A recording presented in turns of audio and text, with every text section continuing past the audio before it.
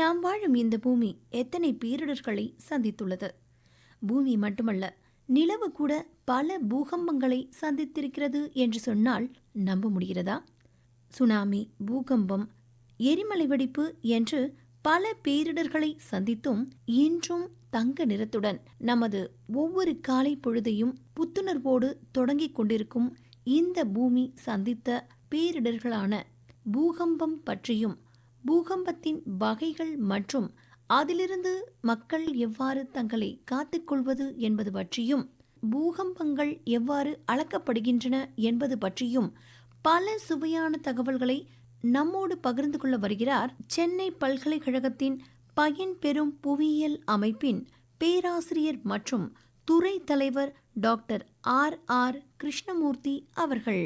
உடன் உரையாடுகிறார் நுஷ்ரத் அவர்கள். புவி சார்ந்த அறிவியல் துறைகளில் பல துறைகள் இருக்குது. ஆராய்ச்சியில் நம்ம பல துறைகள் எடுத்துக்கலாம். அதில் குறிப்பாக இந்த பயன்பெறும் புவி அமைப்புகள், இந்த துறையை நீங்கள் எடுத்து இதில் நீங்கள் இன்வால்வ் ஆகணும் அப்படின்னு நினச்சதுக்கான காரணம் என்ன? இதுக்கு ஊன்றுகோலாக இருந்தது யார் சார்? நான் ஜியாலஜின்ற ஒரு பாடம் படிக்கும்போது, என்னுடைய அண்டர் கிராஜுவேட் போஸ்ட் கிராஜுவேட்டில் படிக்கும்போது பார்த்திங்கன்னா, அப்ளைட் ஜியாலஜி, அதாவது பயன்பெறும் புவி அமைப்பியல் புவியியல் அப்படின்ற ஒரு துறை சென்னை பல்கலைக்கழகத்திலிருந்து எனக்கு தெரிய வந்துச்சு. நான் படித்தது மாநில கல்லூரியில். இந்த அப்ளைடு ஜியாலஜி பயன்பெறும் புவி அமைப்பியலினுடைய ரொம்ப முக்கியமான பங்கு என்னன்னு கேட்டிங்கன்னா, எந்தெந்த துறையில் புவியியல் சார்ந்த இந்த எர்த் சயின்ஸ் சொல்லுவாங்கள்ல, இதில் வெவ்வேறு பிரான்ச்சஸ் இருக்குது. அதில் இருக்கக்கூடிய ஒவ்வொரு பிரான்ச்சஸ்லேயும் எந்த அளவுக்கு இந்த அப்ளிகேஷன் ஓரியன்டாக போகிறது. உதாரணத்துக்கு நீங்கள் நிலத்தடி நீர் பற்றி எடுத்துக்கிட்டிங்கன்னா, நிலத்தடி நீர் எங்கே இருக்குது அப்படின்றது ஜியாலஜின்ற சப்ஜெக்டில் தெரிஞ்சுக்கலாம். இந்த அப்ளைட் ஜியாலஜியில் போகும்போது அதை எப்படி நம்ம எக்ஸ்ப்ளோர் பண்ணலாம், அதுக்கு வேண்டிய டெக்னிக்ஸ் எப்படி, இப்போ எங்கே எண்ணெய் வளங்கள் இருக்குது அப்படின்றது நம்ம ஜியாலஜியில் படிப்போம். அதை எப்படி எக்ஸ்ப்ளோர் பண்ணுறது, அது மாதிரி ஆயில் எக்ஸ்ப்ளோரேஷன், கேஸ் எக்ஸ்ப்ளோரேஷன், இந்த டெக்னிக் சம்பந்தமானது, அதாவது டெக்னாலஜி ஓரியன்டட் அப்ளிகேஷன் இந்த ஏரியாவில் இருக்கிறதுனால இதுக்கு ரொம்ப ஒரு முக்கியமான பங்கு இருக்குது. அதனால தான் நிறைய இப்போ வரக்கூடிய மாணவர்கள் எல்லாம் இந்த அப்ளைட் ஜியாலஜின்ற சப்ஜெக்ட் தேர்ந்தெடுத்து சென்னை பல்கலைக்கழகத்துக்கு வராங்க. இந்த கோர்ஸுக்கு பயங்கர டிமாண்ட் இருக்குது சென்னை பல்கலைக்கழகத்தை பொறுத்த வரைக்கும். அது மட்டும் இல்லாமல் உங்களுக்கு நீங்கள் கேள்விப்பட்டிருப்பீங்க, இப்போ புவி சார்ந்த ஒரு அறிவியல் நீங்கள் படிக்கும்போது புவி எப்படி உருவானது, அதில் ஏற்படக்கூடிய மாற்றங்கள் என்ன, அப்போ இருந்த தட்பவெட்ப சூழ்நிலை எப்படி இருந்தது, இப்போ ஏன் இந்த கிளைமேட் சேஞ்ச், அந்த குளோபல் வார்மிங்ன்ற சப்ஜெக்டெல்லாம் நம்ம அதிகமாக பேசுகிறோம், இதனுடைய தாக்கங்கள்லாம் எப்படி வருது. ஸோ இதெல்லாம் சேர்ந்து ஒரு பாடத்தில் இதில் கொண்டு வர்றது ஒரு முக்கியமான பங்கு. அது நீங்கள் கேள்விப்பட்டிருப்பீங்க, இந்தியாவை பொறுத்த வரைக்கும் பேரிடர் அப்படின்றத பற்றி ஒரு பேச்சு வரும்போதே நமக்கு ஞாபகம் வர்றது பார்த்திங்கன்னா 2001 பூஜ் குஜராத்தில் ஏற்பட்ட ஒரு நிலநடுக்கம்.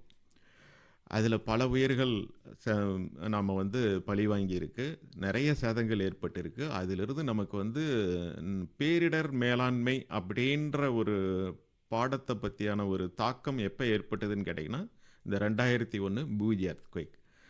அதுக்கப்புறம் உலகமே வியந்து பார்க்கக்கூடிய அளவில் 2004 சுனாமி ஏற்பட்டது. இந்த சுனாமின்றது இந்தியா மட்டும் பாதிக்கலை, ஒரு 14 நாடுகள் பாதிச்சிருக்கு. ரொம்ப முக்கியமாக பார்த்தீங்கன்னா இந்தோனேஷியா, தாய்லாந்து, இந்தியா, ஸ்ரீலங்கா, இந்த மாதிரியான நாடுகள்லாம் பெரும் பாதிப்புக்கு உள்ளாச்சு.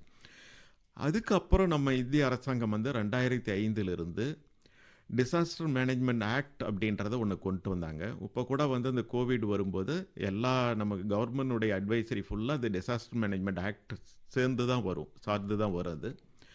அப்போ பார்த்தீங்க அப்படின்னு கேட்டிங்கன்னா, ஒரு ஸ்கூல் லெவலிருந்து இந்த பேரிடர் மேலாண்மை அப்படின்றத ஒரு பாடத்திட்டத்தில் கொண்டு பள்ளிக்கூட மாணவர்களுக்கு கூட இந்த பேரிடர் மேலாண்மை பற்றி கற்றுக் கொடுக்க வேண்டிய ஒரு சூழ்நிலை ஏற்பட்டது.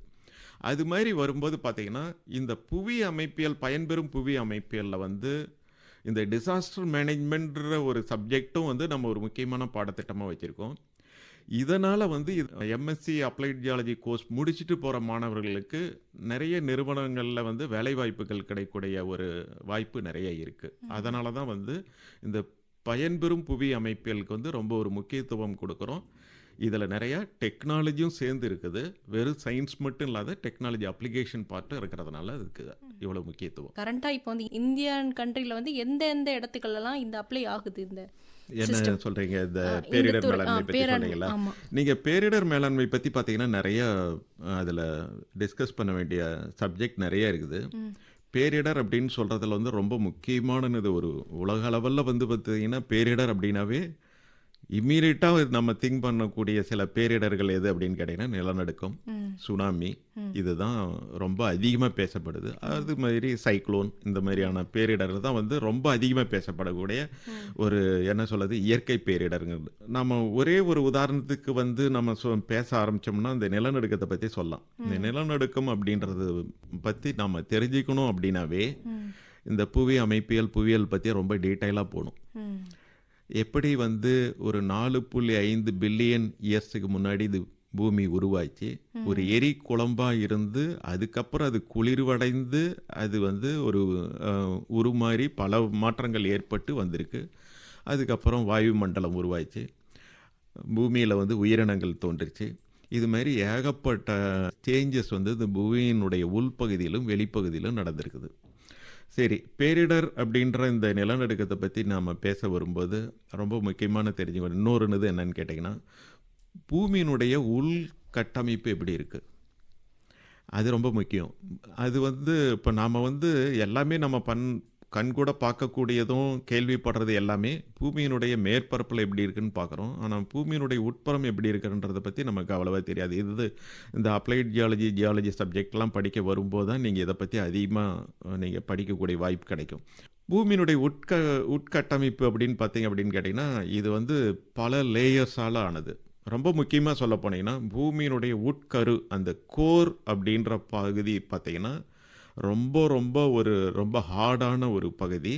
அங்கே இருக்கக்கூடியது எல்லா ஒரு கனிமங்களும் பார்த்தீங்கன்னா அயன், நிக்கல், இந்த மாதிரியான கனிம வளங்களுடைய ஒரு ரொம்ப கடினமான ஒரு கருப்பகுதி அது. அதுக்கு மேலே இருக்கக்கூடியது வந்து பார்த்தீங்கன்னா அந்த கருப்பகுதியிலேயே வந்து 2 பகுதியாக பிரிக்கிறாங்க. உட்கரு பகுதி, இன்னர் கோர், அப்புறம் அவுட்டர் கோர், வெளியில் இருக்கக்கூடிய கருப்பகுதி. அது வந்து இப்போ கூடிய என்ன சொல்கிறது ஒரு 15-20 வருடங்களுக்கு முன்னாடி அதில் மேற்கொள்ளப்பட்ட ஆய்வுகளிலிருந்து இன்னும் நிறைய கருத்துக்கள் வந்திருக்கு. அதில் விஞ்ஞானிகள் என்ன சொல்கிறாங்க அப்படின்னு கேட்டிங்கன்னா, இந்த வெளி கருப்பகுதியில் அது வந்து இருக்கக்கூடிய அந்த கனிமங்கள் தன்மையெல்லாம் பார்த்திங்கன்னா கொஞ்சம் ஒரு லிக்விட் மாதிரி.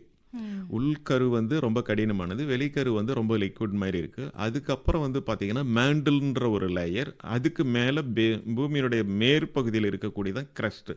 அதாவது பார்த்திங்கன்னா கோர், மேண்டில், க்ரஸ்ட்டு. இந்த கோர் வந்து 2ஆக பிரிக்கிறாங்க, இன்னர் கோர், அவுட்டர் கோர். அதாவது உட்கரு பகுதி, வெளிக்கரு பகுதி. மேண்டில்ன்றது ஒரு பகுதி, அப்புறம் மேலே வந்து பூமியினுடைய மேற்பரப்பில் இருக்கிறது இந்த க்ரஸ்ட்டு. இந்த பூமியினுடைய கட்டமைப்பு இதை வந்து ரொம்ப முக்கியம். இந்த நிலநடுக்கத்தை பற்றி இல்லை பூமியில் ஏற்படக்கூடிய பேரிடர்களை பற்றி தெரிஞ்சுக்கிறது. அதுக்கு அடுத்து இதெல்லாம் யூனிஃபார்மாக உள்ளே இருக்க பாறை அமைப்புகள்லாம் கிடையாது. உள்ளே வந்து ஏகப்பட்ட பிளவுகள் இருக்குது.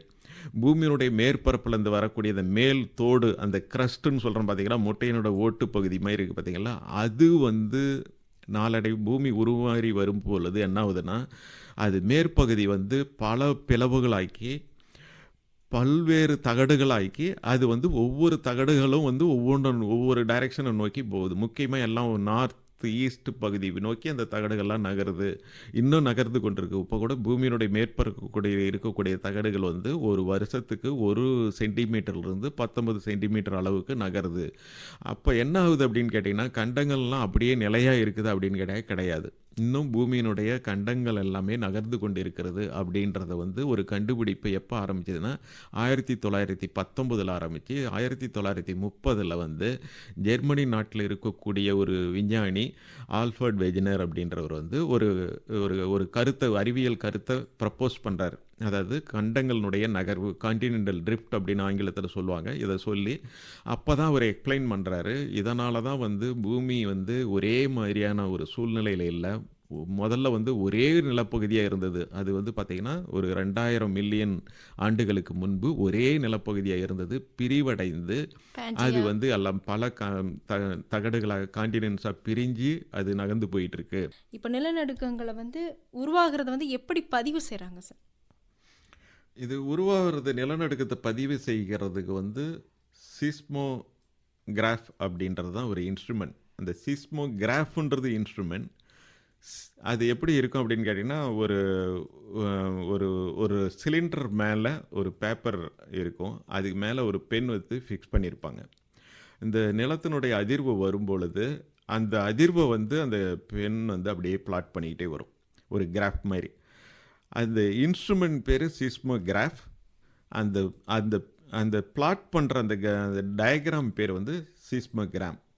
அதனுடைய பீக்ஸ், அது அந்த அதிர்வு, அதனுடைய கோடுகள் பார்த்திங்கன்னா மேலேயும் கீழேயும் போய் வரும். அதிர்வுகள் இல்லை அப்படின்னு கேட்டிங்கன்னா ஆல்மோஸ்ட் பார்த்திங்கன்னா ரொம்ப ஃபைனாக ஒரு ஸ்ட்ரெயிட் லைனாக கரெக்டாக வந்துக்கிட்டே இருக்கும். அதிர்வு ரெக்கார்ட் பண்ணும்போது பார்த்திங்கன்னா மேலேயும் கீழேயும் போய் வரும்.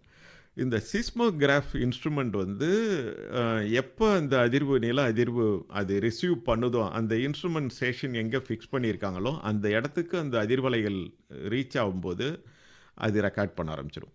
அது தொடர்ந்து அது மானிட்டரிங்லேயே இருக்கும். இப்போ சப்போஸ் தமிழ்நாட்டில் அதை நம்ம கண்டுபிடிக்கணும் அப்படின்னு கேட்டிங்கன்னா, ஒரு சிஸ்மோகிராஃபி இன்ஸ்ட்ருமெண்ட் லேப் இருக்கிற இடத்த மட்டும் வச்சுக்கிட்டு அந்த இடத்த கண்டுபிடிக்க முடியாது.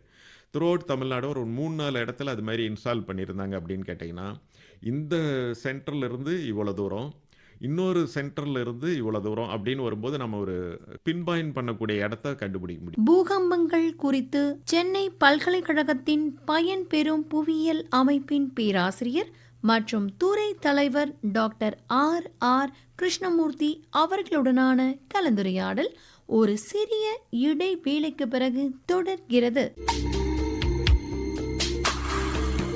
ஓகே சார், நீங்கள் இன்ஸ்ட்ருமெண்ட்ஸ் பற்றி சொன்னீங்க. ஸோ உலகில் நடந்த மிக மோசமான பேரழிவுகள், இந்த நிலநடுக்கம் மூலமாக எவ்வளோ பெரிய ஒரு பேரழிவு வந்து உலக வரலாற்றில் நடந்திருக்கு, அது சொல்லுங்கள் சார். நான் உங்களுக்கு வந்து குறிப்பிடும்பட்டு சொல்லணும் அப்படின்னு கேட்டிங்கன்னா, 1923 வந்து பார்த்தீங்க அப்படின்னு கேட்டிங்கன்னா 8.3 அளவு மேக்னிடியூட் ரிக்டர் ஸ்கேலில் ஜப்பானில் நடந்த ஒரு நிலநடுக்கம். இதில் வந்து பார்த்திங்கன்னா 1,43,000க்கு மேற்பட்ட உயிரிழப்புகள் நடந்திருக்குது அப்படின்றது இது ரொம்ப ஒரு குறிப்பிடும்படியான ஒரு நிலநடுக்கம். அதுக்கு அடுத்து 1960 மே மாதத்தில் நடந்த ஒரு நிலநடுக்கம் சிலின்ற ஒரு நாட்டினுடைய தெற்கு பகுதியில் நடந்தது. அதனுடைய மேக்னிடியூட் பார்த்திங்கன்னா 8.5. இந்த உலகளவில் நடந்த எல்லா நிலநடுக்கங்களே பார்த்திங்கன்னா மேக்னிடியூட் எல்லாமே 7க்கு மேலே, அது 8 அதுக்கு மேலே இருக்கிறது. அதுக்கு அடுத்து பிப்ரவரி 1971 கலிஃபோர்னியாவில் அமெரிக்காவில் நடந்த ஒரு நிலநடுக்கம். அதில் மேக்னிடியூட் வந்து 6.6 தான். ஆனால் அதில் நடந்த நிறைய லைஃப் லாஸ் வந்து 65. பட் இன்ஃப்ராஸ்ட்ரக்சர், அதாவது கட்டடங்கள், இந்த மாதிரியான பாதிப்புகள் வந்து அதிகமானது வந்து இந்த நிலநடுக்கத்தில். அதுக்கு அடுத்து வந்து 1976 ஜூலையில் சைனாவில் நடந்த ஒரு நிலநடுக்கம். அதனுடைய மேக்னிடியூடு வந்து 8.0. இதில் வந்து பார்த்திங்கன்னா 2,55,000 உயிரிழப்பு ஏற்பட்டிருக்குன்னு சொல்கிறாங்க. அதுக்கு அடுத்து 1985 செப்டம்பரில் மெக்சிகோ சிட்டியில் நடந்த ஒரு நிலநடுக்கம். அதனுடைய மேக்னிடியூடு வந்து 8.1. 1988 வந்து நார்தன் அர்மீனியாவில் நடந்தது. அதனுடைய மேக்னிடியூடு வந்து 6.9. இதுலேயும் வந்து பார்த்திங்க அப்படின்னு கேட்டிங்கன்னா ஒரு 25,000 மக்கள் உயிரிழப்பு, ஒரு 56 வில்லேஜ் வந்து கம்ப்ளீட்டாக வந்து அந்த நிலநடுக்கத்தினால தரைமட்டம் ஆயிடுச்சு அப்படின்னு சொல்கிறாங்க. அதுக்கு அடுத்து வந்து 1990 ஈரானில் நடந்த ஒரு நிலநடுக்கம். மேக்னிடியூடு வந்து 7.7. இதில் வந்து இந்த நிலநடுக்கத்தோடு சேர்ந்து நிறைய நிலச்சரிவுகள்லாம் நடந்துச்சு. இதுலேயும் வந்து லைஃப் லாஸ் வந்து பார்த்திங்க அப்படின்னா 40,000க்கு மேற்பட்ட உயிரிழப்பு, 1,00,000க்கும் மேற்பட்ட மக்கள் வந்து வீடுகள் இழந்து பாதிப்பாயிருக்கு. ரொம்ப முக்கியமாக இப்போ நடந்த நிலநடுக்கத்திலே சொல்லப்படுறது வந்து பார்த்திங்கன்னா 1995 ஜப்பான் கோபேயில் நடந்த நிலநடுக்கம். இதனுடைய மேக்னிடியூடு வந்து 6.9 இருந்தாலும் லைஃப் லாஸ் வந்து பார்த்திங்கன்னா 6,000 பேருக்கு மேலே. ஆனால் 3,50,000 பேருக்கு மேற்பட்டவர்கள் வந்து வீடுகள் இழந்திருக்கிறாங்க. உலக அளவில் இந்த மாதிரியான நிலநடுக்கங்கள் நடந்திருக்குது. ஆனால் இது கடைசி ஒரு 20-25 வருஷத்தில் பார்க்கும்போது பார்த்திங்க அப்படின்னு கேட்டிங்கன்னா நிலநடுக்கங்கள் நடந்தது வந்து 1999 வந்து துருக்கி நாட்டில் நடந்தது. இந்த இபிக்ஸ்ன்ற ஒரு நகரத்தில் நடந்துச்சு. அது ஆகஸ்ட் மாதம் அந்த நிலநடுக்கம் நடக்குது. அதனுடைய மேக்னிடியூட் பார்த்திங்கன்னா 7.4. அதில் நடந்த உயிரிழப்பு வந்து பார்த்திங்கன்னா 40,000 மக்களுக்கு மேலே உயிரிழந்திருக்கிறாங்க. நிறைய உயிரிழப்புகள் நடந்திருக்கு. ஆனால் அதே நாட்டில் வந்து துருக்கி நாட்டில் வந்து ஒரு 3 மாதம் கழிச்சு நவம்பர் மாதத்தில் 7.2 அப்படின்ற மேக்னிடியூடில் நிலநடுக்கம் வந்துச்சு. இதில் நடந்த உயிரிழப்பு பார்த்தீங்கன்னா ரொம்ப கம்மி. ஏன் இது ரெண்டுக்கும் இவ்வளோ வித்தியாசம் அப்படின்னு கேட்டிங்கன்னா, மேக்னிடியூட் வந்து 0.2 தான் வித்தியாசம்.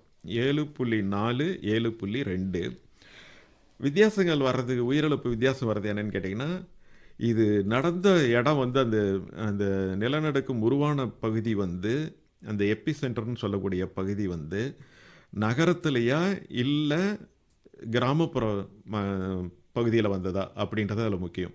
ஒன்று வந்தது வந்து முக்கியமான நகரத்தில் வந்ததுனால 7.4 நிலநடுக்கன்றது வந்து நிறைய உயிரிழப்பு வந்துச்சு. அதே 7.2 வெளியில் தள்ளி ஒரு கிராம பகுதியில் வந்ததுனால உயிரிழப்புகள் ரொம்ப கம்மி. அதுக்கு அடுத்து நடந்தது வந்து பார்த்திங்கன்னா 1999 துருக்கிக்கு அடுத்து வந்து பார்த்திங்கன்னா 2001 குஜராத்தில் நடந்த பூஜ் எர்த்குவேக். அதுக்கடுத்து வந்து 2004 நிலநடுக்கம். அது சுனாமின்றதான் நம்ம சொல்கிறோம். சுனாமி உருவானது காரணம் எதுன்னு கேட்டிங்கன்னா நிலநடுக்கம் தான். சுமத்ரா கடல், இந்தோனேஷியாவில் இருக்கக்கூடிய சுமத்ரா தீவினுடைய மேற்கு பகுதியை கரையை ஒட்டி தரைப்பகுதியில், கடலினுடைய தரைப்பகுதியில் ஒரு 1000 கிலோமீட்டர் அளவுக்கு ஒரு பிளவு ஏற்பட்டு கடலினுடைய தரைப்பகுதி ஒரு பகுதி மேலேயும் கீழேயும் நகர்ந்ததுனால ஒரு 30 மீட்டர் அளவுக்கு வந்து தரைப்பகுதி மேலே தள்ளப்பட்டதுனால இந்த சுனாமி உருவாகி அது வந்து ஒரு 14 நாடுகளில் வந்து பாதிப்படை வச்சது. இது ரொம்ப முக்கியமான ஒரு பகுதி. அது வந்து இதே நிலநடுக்கம் கடற்பகுதியில் ஏற்பட்டுச்சுன்னா எப்படின்றது 2004க்கு அப்புறம் வந்து பார்த்தீங்க அப்படின்னு கேட்டிங்கன்னா 2011 ஜப்பானுடைய வடகிழக்கு மாகாணத்தில் நடந்த ஒரு நிலநடுக்கம். இதுவும் கடலினுடைய தரைப்பகுதியில் நடந்து சுனாமி ஆகி அந்த சுனாமியினுடைய தாக்கத்தினால வந்து சில என்ன சொல்கிறது நியூக்ளியர் பிளான்ஸ் எல்லாம் வந்து சேதமடைஞ்சி அது பெரிய டிசாஸ்டர் பேரிடராக மாறிச்சு. அது மறக்க முடியாத ஒன்று. என்ன அந்த நிலநடுக்கத்தினுடைய ரொம்ப முக்கியமானது அப்படின்னு கேட்டிங்கன்னா அதனுடைய மேக்னிடியூட் வந்து 9. அதே மாதிரி 2004 இந்த சுமத்ரா தீவினுடைய கடற்பகுதியில் நடந்த நிலநடுக்கத்தினுடைய மேக்னிடியூட் வந்து 9க்கு மேலே 9.12 அந்த அளவுக்கு போயிடுச்சு. ஸோ மேக்னிடியூட் பாருங்கள், மேக்னிடியூடும் அந்த நிலநடுக்கம் எவ்வளவு டெப்த் ஆழத்தில் நடந்தது ரெண்டும் தான் வந்து இவ்வளவு பெரிய பாதிப்பை ஏற்படுத்திச்சு. அது நம்ம வந்து வாழ்க்கையில் வந்து நம்ம என்ன சொல்கிறது மறக்கவே முடியாத சில நிலநடுக்கங்கள் சுனாமி அப்படின்றது வந்து 2004 2011. அப்புறம் 2015 எல்லாத்துக்கும் நமக்கு இன்னும் ஞாபகம் இருக்கும், நேபாளில் நடந்த நிலநடுக்கம். அதனுடைய மேக்னிடியூட் வந்து 7.8. 2018 இந்தோனேஷியாவில் நடந்த ஒரு நிலநடுக்கம் 7.5. அப்புறம் அமெரிக்காவில் கலிஃபோர்னியாவில் 2019 நடந்தது 7.1. 2020 பக்கமாக நடந்தது வந்து இந்த துருக்கிக்கும் கிரீஸ் நாட்டுக்கும் பகுதியில் நடந்த ஒரு நிலநடுக்கம். அது வந்து 7 மேக்னிடியூட் அப்படின்னு சொல்கிறாங்க. இப்போ ஜப்பான் நம்ம பார்த்தோன்னா அதிகமாக நிலநடுக்கம் உருவாகக்கூடிய இந்த பசிபிக் ரிங் ஆஃப் ஃபயரில் இருக்கக்கூடிய ஒரு நாடு. அடிக்கடி அவங்க வந்து பாதிக்கப்படுறாங்க. நம்ம நிறைய நிகழ்வுகள்லாம் பார்த்துருப்போம். ஆனால் அவங்க வந்து எப்படி ஒரு அடுத்தடுத்து வரும்போது அதை வந்து அதில் வந்து தப்பிச்சுக்கிறதுக்கு என்னென்ன வழிமுறைகள் பின்பற்றுறாங்க? அதுக்கு ஏதாவது ஃபாலோ இது பண்ணுறாங்களா? ஏன்னா ஜப்பானில் சொல்கிறாங்க டெக்னாலஜி வைஸ் ரொம்ப அட்வான்ஸ்டாக இருக்காங்க. நிலநடுக்கம் வர்றதுக்கு முன்னாடியே அவங்களுக்கு சில மூலமாக மக்களுக்கு தெரிவிச்சிடுறாங்க. அதனால சில உயிர்கள் வந்து இதாகாமல் பாதிக்கப்படாமல் இருக்குது அப்படின்னு சொல்கிறாங்க. அது எந்த அளவுக்கு உண்மை சார்? உண்மையாகவே அவங்களுக்கு டெக்னாலஜி நல்லா இருக்கா? நான் உங்ககிட்ட முதல்ல சொன்ன மாதிரி நிலநடுக்கத்தை வந்து முன்கூட்டியே அறிவிக்கக்கூடிய டெக்னாலஜி இன்னும் எங்கேயுமே வரல உலக அளவில் வந்து பார்த்தீங்கன்னா. அதாவது எந்த இடத்துல நிலநடுக்கிறதுக்கு வர்றதுக்கான வாய்ப்பு இருக்குது. ஒரு சின்ன சின்ன அதிர்வுகள்லாம் முதல்ல நடக்கும் பொழுது, நான் இப்போ சொன்னேன்ல இட்டாலியில் நடந்த ஒரு இன்சிடென்ட் உங்களுக்கு சொன்னல, அது மாதிரி கொஞ்சம் அலர்ட்டாக இருக்கணும். கூட கொஞ்ச நாளுக்கு முன்னாடி நம்மளுடைய உத்தரகாண்ட் மாநிலத்தில் வந்து இது மாதிரி சின்ன சின்ன நில அதிர்வுகள்லாம் இருக்கும்போது ஒரு வார்னிங் கொடுத்துருந்தாங்க. கொஞ்சம் நம்ம கேர்ஃபுல்லாக இருக்கணும், நிலநடுக்கம் வந்துச்சுன்னா அது அதை எப்படி நம்ம கையாளணுன்ற ஒரு முன்னெச்சரிக்கை இருந்துச்சு. இது வந்து என்னன்னா சயின்டிஃபிக்காக ஒரு வார்னிங். ஓகே, நிலநடுக்கம் வர்றதுக்கு வாய்ப்பு இருக்குது, இந்த தேதியில் வர்றதுக்கு வாய்ப்பு இருக்குன்றது வந்து சொல்ல முடியாது. ஜப்பான்லேயும் அது மாதிரி கிடையாது. ஆனால் ஜப்பானில் டெக்னாலஜி இருக்குது. நம்மக்கிட்ட இந்தியாவில் இப்போ எப்படி 2004க்கு அப்புறம் சுனாமி வார்னிங் சிஸ்டம் எப்படி நம்ம டெவலப் பண்ணியிருக்கோம், அதேமாரி அவங்ககிட்டையும் சுனாமி வார்னிங் சிஸ்டம் இதெல்லாம் இருக்குது. நகரங்களுக்கு நான் போய் பார்த்ததில் வந்து எப்படி இந்த பேரிடர் மேலாண்மையை வந்து அவங்க மேற்கொள்கிறாங்கன்ற நாங்கள் ஒரு ஆராய்ச்சிக்காக போகும்பொழுது நான் பார்த்தது ஜப்பானில் எப்படின்னு கேட்டிங்கன்னா, ஈவன் ஒரு சின்ன ஒரு மீனவ கிராமம், அங்கே ஒரு 700 பேர் தான் இருக்காங்க. அந்த 700 பேர் இருக்கக்கூடிய ஒரு சின்ன மீனவ கிராமத்திலே பார்த்தீங்கன்னா, சுனாமியோ, இந்த ஏதோ நாளைக்கு வந்து தைஃபூனோ, சைக்ளோனோ, சூறாவளி வரும்போதுலது எப்படி வந்து மக்கள் வந்து பாதுகாப்பா போணும் அப்படின்னா, நீங்க வந்து இப்போ உங்க வீட்ல இருக்கீங்க. வீட்ல இருந்து ரோட்டுக்கு வெளியில வந்தீங்க அப்படின்னு கேட்டீங்கன்னாவே, அங்க சைன் போர்டு வச்சிருப்பாங்க. அதில வந்து இந்த சுனாமி வேவ்ஸ் மாரி போட்டு, அந்த அலை மாரி போட்டு, இந்த பக்கம் நேரா போணும். இந்த ரூட்ட ஃபாலோ பண்ணணும்னு இந்த சைன் போர்டு, ஏரோ மார்க் இருக்கும். நீங்க அந்த போர்ட ஃபாலோ பண்ணிட்டே போனீங்கன்னாவே, உங்களுக்கு அந்த எஸ்கேப் ரூட்ல கொண்டு போய் விட்டுரும். நீங்க சேஃபான இடத்துக்கு போயிரலாம். அவங்க இன்னும் என்ன பண்ணுவாங்க அப்படின்னு கேட்டீங்கன்னா, பீரியாடிக்கா வந்து இந்த மாக் ட்ரில் அப்படின்றது வந்து மக்களுக்கு வந்து கண்டக்ட் பண்ணுவாங்க. மாக் ட்ரில் அப்படின்றது வந்து என்னன்னு கேட்டிங்கன்னா, இப்போ நீங்க ஒரு கட்டடத்தில இருக்கீங்க. அலுவலகமா இருக்கட்டும், இல்ல நீங்க குடியிருக்கக்கூடிய கட்டடமா இருக்கட்டும். நிலநடுக்கம்னு வந்துச்சுன்னா, நீங்க எப்படி இந்த கட்டடத்துலேருந்து வெளியில போணும். அந்த மாக் ட்ரில் அப்படின்றது வந்து ஜப்பான்ல வந்து ரொம்ப பீரியாடிக்கா, கம்பல்சரியா ஒவ்வொரு பில்டிங்கும் பண்ணுவாங்க. நீங்க ஸ்கூல்ல இருந்து ஆரம்பிச்சீங்கன்னா, எல்லா இடத்துலயும் இந்த மாக் ட்ரில் வந்து உண்டு. அதனால வந்து அவங்க இந்த மாதிரியான பேரிடர் வரும் பொழுது, உயிரிழப்புகள எந்த அளவுக்கு தடுக்க முடியுமோ, அத்தனை பாதுகாப்பு முறைகளும் அங்க வச்சிருக்காங்க. டெக்னாலஜி வந்து அவங்க கொண்டு போனது வந்து எர்த்குவேக்க ரெசிஸ்ட் பண்ணி நிற்கக்கூடிய கட்டடங்கள் கட்டக்கூடிய டெக்னாலஜி ஒன்று. எர்த்குவேக் வந்துருச்சு, நிலநடுக்கம் வந்துருச்சுன்னா மக்களை எப்படி சேஃபாக எஸ்கேப் பண்ணி கொண்டு போகணும் அப்படின்றத அவங்க கண்டக்ட் பண்ணுறது அவேர்னஸ் வந்து ஸ்கூல் பசங்களில் இருந்து எல்லா லெவல்லையும் அவங்களுக்கு கண்டக்ட் பண்ணி வச்சிருக்கிறதுனால அவங்களால எந்த விதமான ஒரு அசம்பாவித சூழ்நிலை வரும் பொழுதும் உயிரிழப்பு தடுத்து கொண்டு போகிறதுல அவங்க ரொம்ப இதாக இருக்காங்க. இப்போ வந்து நம்ம எர்த்குவேக் பற்றி பேசுகிறோம் சார். அது வந்து நம்ம பூமியில் நடக்கக்கூடிய இந்த நிகழ்வை பற்றி பேசுகிறோம். இதுவே வந்து மூன் குவேக்ஸு, மார்ஸ் குவேக்ஸு அப்படின்னு சொல்கிறாங்கல்ல சார். அதாவது உலகம் எர்த்து தாண்டி மற்ற கிரகங்கள், கோள்கள்லையும் இந்த மாதிரியான ஃபினாமினன் நடக்கிறதுக்கு வாய்ப்புகள் இருக்கா? கண்டிப்பாக அது வந்து என்ன சொல்கிறது அப்படின்னு கேட்டிங்கன்னா, இதுக்கு முன்னாடி நடந்த சில ஸ்டடீஸ் வந்து என்ன சொல்லியிருக்காங்க, எர்த்குவேக் வந்து பூமியில் நடந்தால் அது எர்த்குவேக் அப்படின்னு சொல்கிறோம். அதே மாதிரி வந்து இது மாதிரியான அதிர்வுகள் இதெல்லாம் எங்கன்னு கேட்டிங்கன்னா, ஈவன் நிலவில் மூன்லேயும் நடந்திருக்கு. அதை வந்து மூன் குவேக்ஸ் அப்படின்னு சொல்கிறாங்க. அதுலேயும் நடந்திருக்கான வாய்ப்பு வந்து அறிவியல் பூர்வமாக கண்டுபிடிச்சிருக்காங்க. அதே மாதிரி வந்து பார்த்திங்கன்னா, மார்ஸில் வந்து இந்த நிலநடுக்கம் அதிகமாக இருந்திருக்குன்றது அது ரொம்ப அறிவியல் பூர்வமாக 2018 கண்டுபிடிச்சிருக்காங்க. அது டிடெக்ட் பண்ணி ரெக்கார்டும் பண்ணியிருக்காங்க. இதை வந்து மார்ஸ் குவேக்ஸ் அப்படின்றாங்க. பூமியில் நடக்கிறதுனால இது இப்போ நிலநடுக்கம்.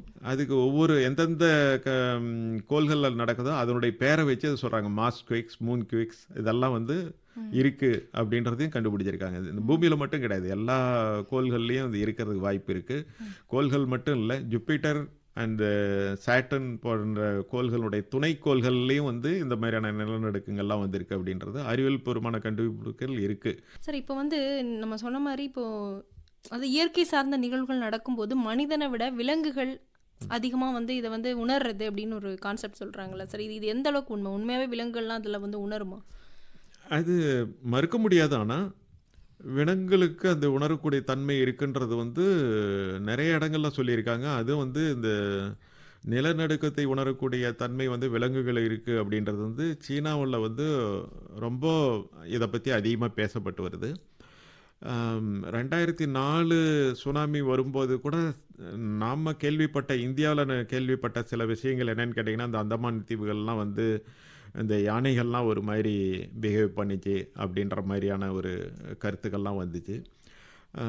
அது மாதிரி விலங்குகளுக்கு கண்டிப்பாக இருக்கக்கூடிய தன்மை இருக்குன்றது வந்து சொல்லியிருக்காங்க. ஆனால் அந்த தன்மையை வந்து நம்மளுக்கு வந்து எப்படி உபயோகப்படுத்துறது அப்படின்றது தான் பெரிய சேலஞ்சஸ் இருக்குது. Okay sir. அதாவது இப்போ நீங்கள் வந்து நிறைய தரவுகள் எடுத்திருப்பீங்க சார்.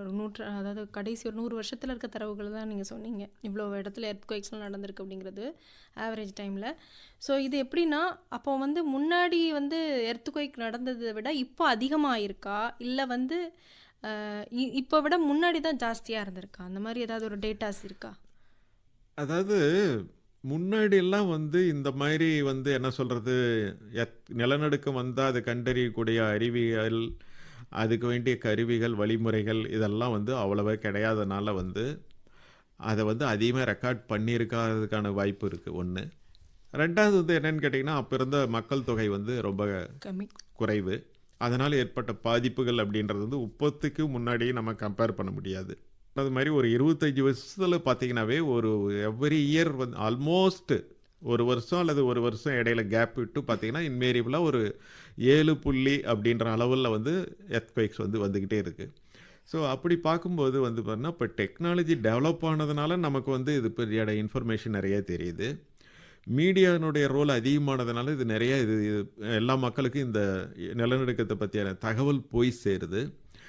அறிவியல் வளர்ச்சி வளர்ந்ததுனால இது அதிகமாக இருக்கிற மாதிரி நமக்கு கண்ணுக்கு தெரியுது. ஆனால் எங்களை போன்ற என்ன சொல்கிறது ஆராய்ச்சியாளர்கள், அந்த புவியியல் சேர்ந்த புவி அமைப்பியல் சேர்ந்த ஆராய்ச்சியாளர்கள் நாங்கள் படித்து எங்களுக்கு இருக்கக்கூடிய ஒரு அறிவியல் கட்டுரைகள் தெரிவிக்கக்கூடிய கருத்துக்கள் என்னன்னு கேட்டிங்க அப்படின்னா, பூமி உருவானதிலிருந்தே இந்த நிலநடுக்கம், இந்த எரிமலைகள் இதெல்லாம் இருந்துக்கிட்டு தான் இருக்குது.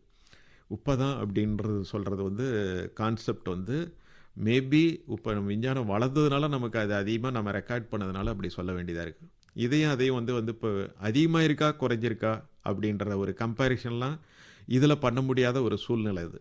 சரி, இனிமேல் வரும் காலங்களில் இந்த நிலநடுக்கங்கள் வராமல் இருக்கிறதுக்கும் அதை வந்தால் அதை எப்படி தவிர்க்கிறதுக்கும் ஏதாவது வழிமுறைகள் நம்ம பின்பற்றணுமா? அதை பற்றி. நிலநடுக்கம் வராமல் இருக்கிறது தடுக்கிறதுக்கான வழிமுறையே கிடையாது. இது வந்து இயற்கையாக உருவாகக்கூடாது. பூமியினுடைய உள்ளார உருவாகக்கூடிய இந்த எனர்ஜி, இந்த வேவ்ஸ் எல்லாம் வந்து அதுவும் இந்த சிஸ்மிக் வேவ்ஸ் அப்படின்றது பார்த்திங்கன்னா அதனுடைய தன்மையே வேறு. அது அந்த உள்ளிருந்து வரக்கூடிய அந்த அதிர்வலைகள் வந்து அதை 2 வகையாக வகைப்படுத்துகிறாங்க. ஒன்று வந்து பூமியினுடைய உள்பகுதியிலேயே அது பாய்ந்து வெளில வரக்கூடியது, பாடி வேவ்ஸ் அப்படிம்பாங்க. இன்னொன்று வந்து பூமியினுடைய தரைப்பகுதியில் மட்டும் பரவக்கூடிய சர்ஃபேஸ் வேவ்ஸ். இந்த பாடி வேவ்ஸில் வந்து பார்த்திங்கன்னா 2 விதமான அதிர்வலைகள் இருக்குது. ஒன்று வந்து பிரைமரி வேவ்ஸ், இன்னொன்று வந்து செகண்டரி வேவ்ஸ். பிரைமரி வேவ்ஸ் அப்படின்றது வந்து முன்னாடி பின்னாடி நகர்ந்து அது பாஸ் பண்ணி போயிடும், ரொம்ப ஃபாஸ்ட்டாக போயிடும். இந்த செகண்டரி வேவ்ஸ் அப்படின்றது வந்து இந்த பாறைகள் உள்ளார அது பரவி வரும்போது என்ன பண்ணால் அந்த பாறைகளுடைய கட்டமைப்பை வந்து மேலும் கீழும் அது பக்கவாட்டில் சைட்வேஸ்லேயும் வந்து அதை டிஸ்டர்ப் பண்ணுறதுனால இந்த செகண்டரி வேவ்ஸ் தான் வந்து மெஜாரிட்டி ஆஃப் தி டேமேஜஸ்க்கு நிலநடுக்கத்தில் காரணமாக இருக்குது. இது வந்து நம்மளால் தடுக்க முடியுமா அப்படின்னு கேட்டிங்கன்னா தடுக்க முடியாது. ஸோ இந்த அதிர்வலைகள் உருவாகிறது நம்மளால் தடுக்க முடியாது. அதிர்வலைகள் உருவானது எந்த அளவுக்கு வந்திருக்கு, மேக்னிட்யூட் இதெல்லாம் கண்டுபிடிக்கலாம். பூமியினுடைய மேற்பகுதியில் எந்தெந்த பகுதியில் ஆல்ரெடி எர்த்குவேக் வந்திருக்கு, வரக்கூடிய வாய்ப்புகள் உள்ள பகுதி அப்படின்றது சொல்லியிருக்கிறோம். அதுக்கடுத்து மக்களுக்கு வேண்டிய விழிப்புணர்வு, இந்த அவேர்னஸ்ஸு, மாக் ட்ரில்ஸ் இதெல்லாம் பண்ணும்போது இதனுடைய தாக்கத்தை வந்து குறைக்கலாம், ஆனால் தடுக்க முடியாது. இயற்கையை நம்ம தடுக்க முடியாது, ஆனால் நம்ம வந்து அதை வந்தால் அதுக்கேற்ற மாதிரி நம்மளை அடாப்ட் பண்ணிக்கிறது. நீங்கள் சொன்னது வந்து இந்த வேர்டு வந்து அடாப்டேஷன்றது வந்து ரொம்ப ரொம்ப முக்கியம். அந்த அடாப்டேஷன் எதுக்கு அப்படின்னு கேட்டிங்கன்னா, அப்படியே நிலநடுக்கம் வரக்கூடிய பகுதியில் நம்ம இருக்கோம் அப்படின்னாலும் வந்தால் நம்மளை எப்படி பாதுகாத்துக்கூடியது அப்படின்றது தான் அடாப்டேஷன். என்ன மாதிரியான கைட்லைன்ஸ் கொடுத்துருக்குறாங்க, என்ன மாதிரியான எக்ஸசைஸ் மாக் ட்ரில்ஸ் பண்ணியிருக்காங்க, அதையெல்லாம் தெரிஞ்சுக்கிட்டு எப்படி அதே இடத்துல நாம் வந்து நம்மளை தற்காத்துக்கிறது அப்படின்றது தான் இந்த அடாப்டேஷன். இந்த கெப்பாசிட்டி டெவலப் ஆச்சு அப்படின்னு கேட்டிங்கன்னா உயிரிழப்புகளை தடுத்து மக்களை வந்து முன்னேற்றி செல்கிறதுக்கான வாய்ப்புகள் இருக்குது. அதனால் வந்து கண்டிப்பாக வந்து தடுக்க முடியாத வழியை அதை வந்து அதிலிருந்து தற்காத்து கொள்ளக்கூடிய வழிமுறைகள், அதனுடைய பாதிப்பை குறைக்கக்கூடிய வழிமுறைகள் நிறையா இருக்குது, அது பண்ண முடியும்.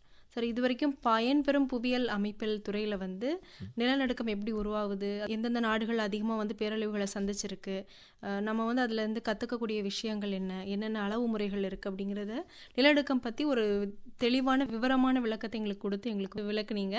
உங்கள் தகவல்களுக்கு ரொம்ப நன்றி சார். வணக்கம், தேங்க்யூ, நன்றி. இதுவரை பூகம்பங்கள் குறித்த விளக்கங்களை நேர்முகத்தின் மூலம் விளக்கியவர் சென்னை பல்கலைக்கழகத்தின் பயன்பெறும் புவியியல் அமைப்பின் பேராசிரியர் மற்றும் துறை தலைவர் டாக்டர் ஆர் கிருஷ்ணமூர்த்தி அவர்கள். உடன் உரையாடியவர் நுஷ்ரத் அவர்கள்.